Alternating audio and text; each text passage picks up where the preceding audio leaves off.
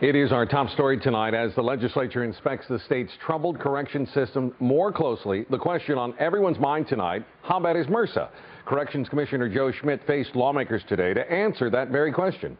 CBS 11's Grace Chang joins us live in the newsroom with more on the first hearing since the Senate Judiciary Committee called for the audit. Good evening, Grace. Good evening, Dave. The commissioner has always maintained that the MRSA problem in our correction system isn't an epidemic, but today some corrections officers who were infected say it is a major problem and it will only continue to grow.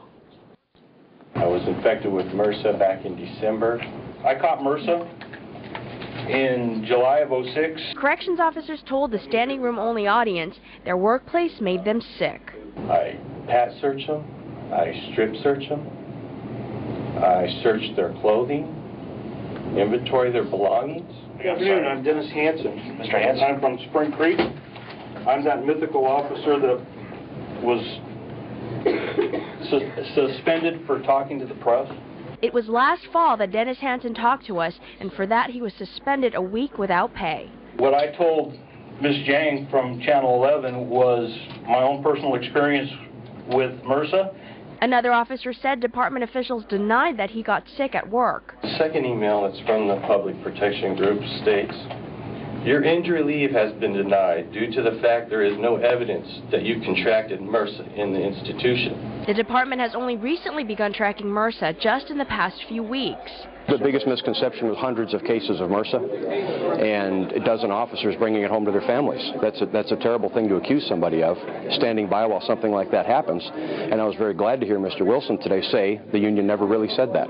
But the Spring Creek Correctional Facility where Dennis Hansen works has records that show in the last 4 years about 10% of its inmates contracted the disease. These officers say the department should have been tracking MRSA statewide all along. It was a painful experience, a disgusting experience, and it was embarrassing to have on my face. Todd says all he wanted was some help from the department, help that may now be on its way thanks to the audit.